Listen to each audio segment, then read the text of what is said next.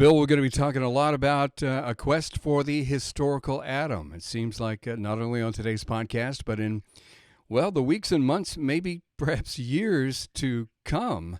And we're going to look at a couple of articles here about the book that has been released, A Quest for the Historical Atom. And Bill, off the top of I need to ask you, what do you think about the reaction so far? Before we get into Schaffner Yeah. and Coyne here, what do you think about the reaction so far that you've seen just on the initial releasing of the book? Well, just as I expected, Kevin, people on both the right and the left are very upset. And I fully anticipated this kind of pushback. But I have to tell you that I was very naive because what I did not anticipate is that people would denounce the book without ever reading it. That really did surprise me. And over again, we've seen people misrepresent or misunderstand what I say in the book because they're reacting to it without ever having read it. Wow. Well, here is one man who has read the book. Yeah. He's Stephen Schaffner. He's senior computational biologist in the infectious disease and microbiome program at MIT. It's Stephen Schaffner of MIT. He's there with the Broad Institute and at Harvard as well. And Bill, what's your overall impression of this article? I know that you've had a chance to read it. Schaffner certainly compliments you at the end of the article. He says, I can only hope that others who work at the intersection of science and philosophy or religion emulate his efforts. I was very pleased with the review overall. I think to have a review in a magazine like Science by a top biologist was really a privilege, and I thank Professor Schaffner for reading the book carefully and interacting with it. I do think, however, he gets a couple of things wrong, and that will probably come out in the course of this podcast. First of all, he says Craig seeks to answer two questions: whether his theological commitments as a Christian necessitate believing in a historical Adam and Eve, and two, if so, what science can tell us about the couple. And conclusions to the first part of the book: one, the Genesis account is mytho-history, and yet some of Paul's statements in the New Testament require a real historical Adam who was the first human. So, Bill, there are his kind of a nutshell outline of the book. Do you think he got that right as well? I think he understood correctly the questions I'm asking, but he didn't accurately portray my answers. He says that I treat the Genesis account as mythological and that my reason for believing in the historicity of Adam and Eve is Paul's statements in the New Testament. And that's a misrepresentation. I argue that Genesis is not pure myth, but it is mytho-history. It has an interest in historical persons and events, and this is shown by the genealogies that structure the primeval narratives and turn those narratives into a primeval history. And so, already on the basis of Genesis 1 to 11, I'm committed to the historicity of these events described, not simply on the basis of Paul's teachings in the New Testament. He says that not taking this portion of Genesis in a literalistic way, quoting now, will not endear you to creationists, Bill. I'm sure by that he means young earth creationists. Yes, I'm sure that's true. And I think that young earthers have generally not understood the thrust of the book as Schaffner has. Namely, this is an attempt to defend the historicity of Adam and Eve, that this is a literal human couple from whom all humanity has descended. So the fundamental thesis of the book is really quite conservative. It's just that I don't think you have to read the narratives in a sort of wooden, literalistic way. I think that the narratives are clothed with the figurative and often fantastic language of myth. Schaffner says that your conclusions on Paul's teaching on Adam is the crux of the book. That's how he puts it. Yeah, and Uh, that's a mistake. yeah. You see, that's because he doesn't understand that I already argue for the historicity of Adam and Eve based on Genesis 1 to 11 alone. The Paul's teaching is not the crux of the book. It simply confirms the conclusion I already came to through my exegesis of Genesis 1 to 11. Well, yeah, and then he complains that you don't spend enough time Yeah. developing Paul, that giving it the same treatment that you did Genesis, but that's because, from what you're saying, Bill, that's not the crux. And I was really surprised by Schaffner's overlooking my discussion of Jewish treatments of Adam during the intertestamental period and what is known as Second Temple Judaism. Uh, in Venema and McKnight's book, McKnight already has done a very thorough job of surveying that Jewish treatment of Adam. And I review that evidence. And what I point out is that all of those extra biblical treatments of Adam in Jewish apocrypha and pseudepigrapha treat Adam as a historical person. So despite the different theological uses to which they put Adam, they all concur in representing him as a historical person that actually lived. And that provides then background for Paul's own treatment of Adam in Romans chapter 5 and 1 Corinthians 15. So I plead not guilty to Schaffner's claim that I have overlooked the extra biblical Jewish intertestamental literature related to Adam and Eve. Bill Schaffner says that you do a, quoting, more than credible job, unquote, of synthesizing the conclusions and uncertainties of the scientific literature as to when hominins acquired cognitive capacity. Mhm. That's another compliment, Bill. Yeah, I Sounds like. appreciated that. I certainly tried to do a credible job of summarizing the paleontological and archaeological evidence for the earliest appearance of modern human cognitive behaviors. And I do think that for readers who are interested in that, the book will be a very good resource for summarizing that evidence. Next, he talks about the genetic bottleneck that one can avoid by placing Adam beyond 700,000 years ago.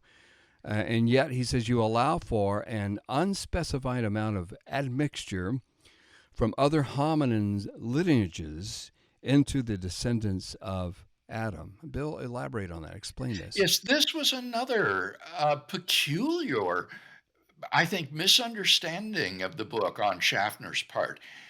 People like our friend Joshua Swamidas, who believe in a very recent Adam, say just 10,000 years ago, explain how the great genetic divergence that our contemporary population exhibits could have come from just two people by saying that the descendants of Adam and Eve interbred with people outside the garden.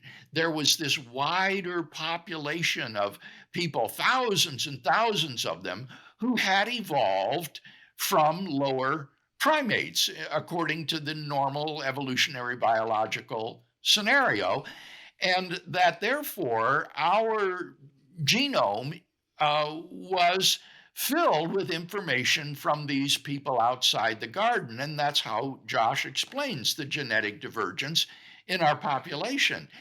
But as I explained in the book at some length, if you postulate that Adam and Eve lived more than 500,000 years ago, there's no need to appeal to interbreeding in order to explain the genetic divergence in the contemporary population.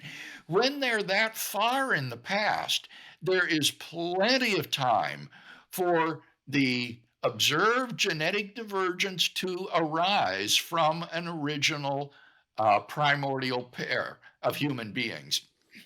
And so Schaffner's quite mistaken about my appealing to admixture with other lineages. On the contrary, I actually argue against that. I suggest that interbreeding would not have been common because I think Adam and Eve were fully human persons with rationality, moral agency, and so forth, and so would naturally shun sexual relations with beasts. And their community would tend to self isolate. And so eventually, these non human hominins would just die off. And Adam and Eve's lineage would then go on to become our contemporary population without significant interbreeding with these non human hominins. So I think Schaffner here just missed the boat. Yeah. And Bill, again, he really compliments you, and he says he welcomes the book, even though he's skeptical of the idea that, quoting, humanness is a binary condition that could be induced by a change in a single pair of ancestors, declaring the change to be miraculous and to incorporate an immaterial soul. What does he mean here, Kevin? What does he mean by binary, that humanness is not a binary condition? Well, I think what he is saying here is that it's not as though uh, an organism can come from non human parents and be human in the next generation, that it's not like turning on the light, so to speak, that rather populations evolve across a broad front with slow incremental accretion of characteristics of humanness, and that it's impossible to say at any certain point that the human race began, and before that point, it was non human. Now, I simply disagree with him about that. There's absolutely no scientific evidence that that could not have happened. On the contrary, as I show in the book, we can imagine genetic regulatory mutation that would radically affect the cognitive capacity of a hominin and lift it to human status. And moreover, if God infuses a rational soul into that hominem at that point, you would have something radically new. And I defend body soul dualism in the book.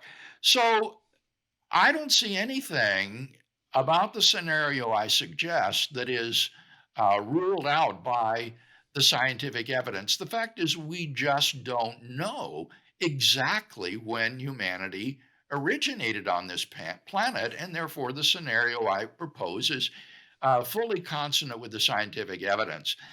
In fact, Kevin, I was talking with an evolutionary biologist a couple years ago where he said, I don't see how there could not have been a first human being. He said, think of it, at one time there were zero human beings.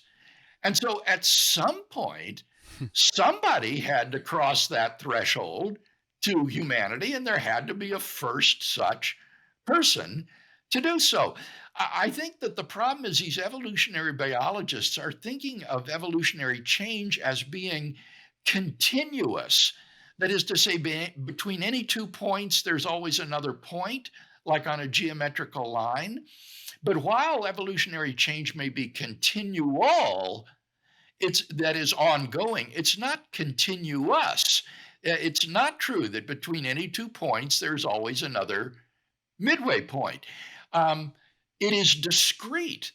And therefore, since it is discrete, there could very well have arisen through a genetic regulatory mutation a first human being. And science simply doesn't rule that out.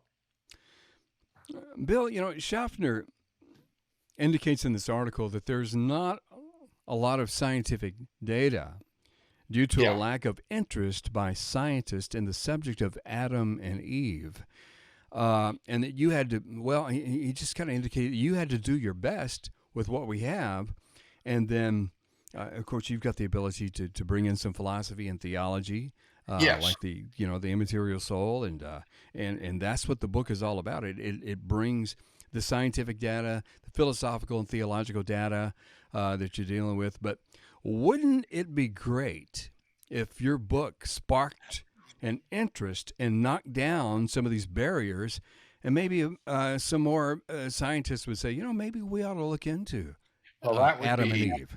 Yeah, that would you be know, fantastic. I have to say, I was a little indignant when Schaffner said that because the scientific literature on this is so scarce, that Craig had to abandon formal scientific literature to look at informal studies. mm, And I thought, well, that's not fair. If the literature isn't there, how can you be said to abandon it?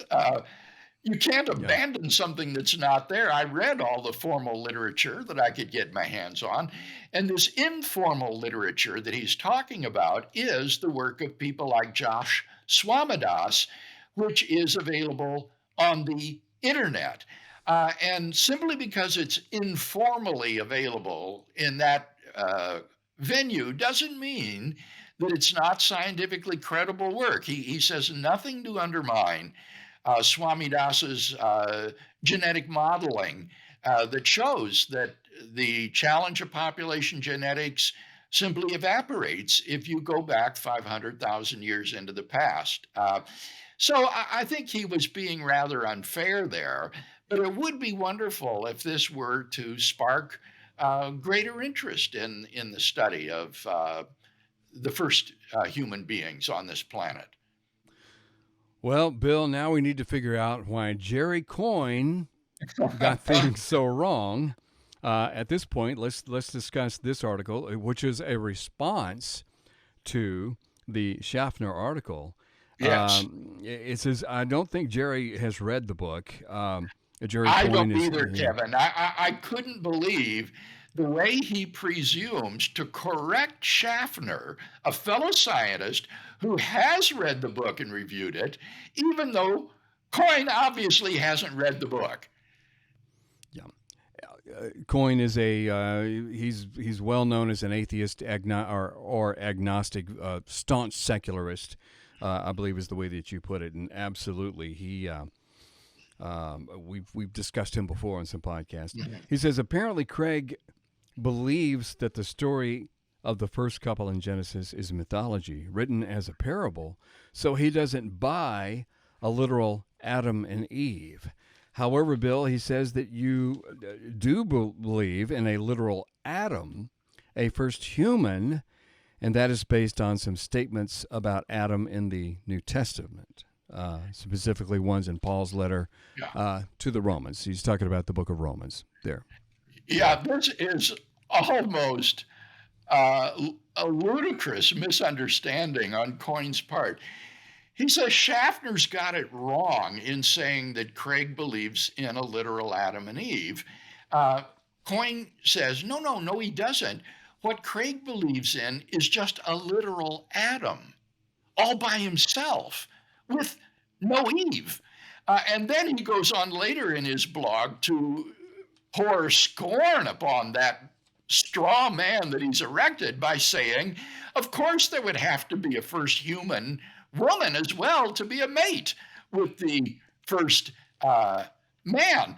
And it's so silly because nobody is defending the view that God created a first man all by himself without a human companion. And the position I defend in the book is a literal Adam and Eve, a primordial couple. So this just showed that Professor Coyne had not bothered to read the book and that he would presume to contradict and correct Schaffner on this is just, it speaks volumes.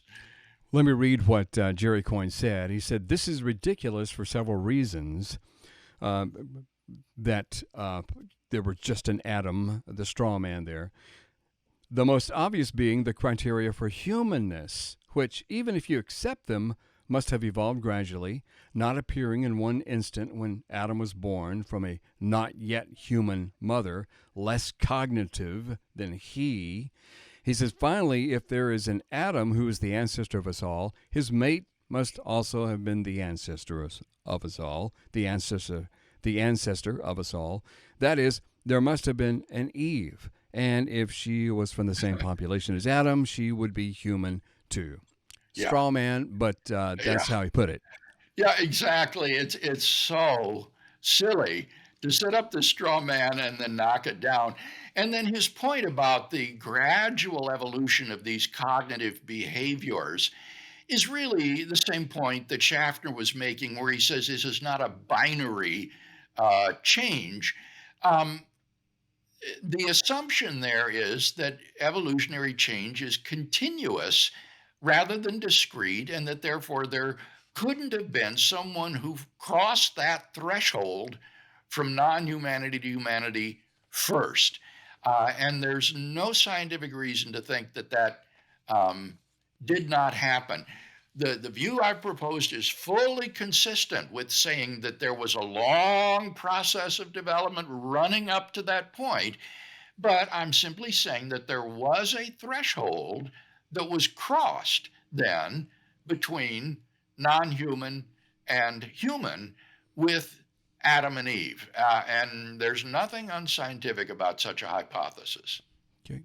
One more quote from Jerry Coyne, page 5 of his article. He says, but Craig is then forced to posit that in the extra genetic diversity we have that disproves a one man or one couple bottleneck came later from admixture from other hominin lineages into Adam's descendants. In other words, to save his thesis, Craig simply makes up stuff for which there is no evidence. Indeed, Yeah. he says there's evidence against this admixture. Go ahead and talk about the admixture there as well, Well, Bill. this is the point that Yeah. we already made in responding to Schaffner. The Coyne thinks that I try to appeal to interbreeding between the descendants of Adam and Eve and these non human hominins that had evolved. And that's not at all my hypothesis. It shows once again that Coyne hasn't read the book.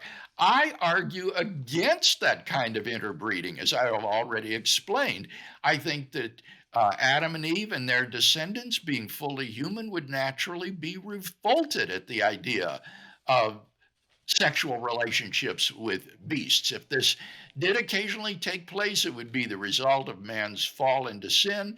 But I see no reason to think this was extensive, and I certainly don't appeal to it to explain the genetic divergence of the contemporary population. I don't need to, because I have an Adam and Eve that are located far enough into the past that genetic divergence that we observe today could have evolved from a primordial human pair. So this is just amazing to me. Here's a man who is an esteemed professor of biology, is a scholar, um, and yet look at how irresponsibly this man interacts with material. He doesn't read the book. He sets up straw men, and then he completely misunderstands the proposal that I'm offering. It's really quite remarkable. Yeah. Bill, in conclusion today, there's study and contrast in these two articles here. Schaffner says Yeah. if you want to Mhm. study a scientific and a theological subject, a scientific subject that has theological implications, ramifications, he says this is the way you do it, Yeah. referring to your Yeah. book. And then Coyne says theologians have no business coming in with the science, and a little bit of science is a dangerous thing, and this is what it looks like, this kind of train wreck whenever science and theology or philosophy Yeah. meet together. Yeah, Schaffner writes in a dignified, scholarly, ironic manner. Coyne is a polemicist, angry, lashing out, vituperative. Um, he does not write in the language of scholarly discourse. He's like an angry blogger on the internet.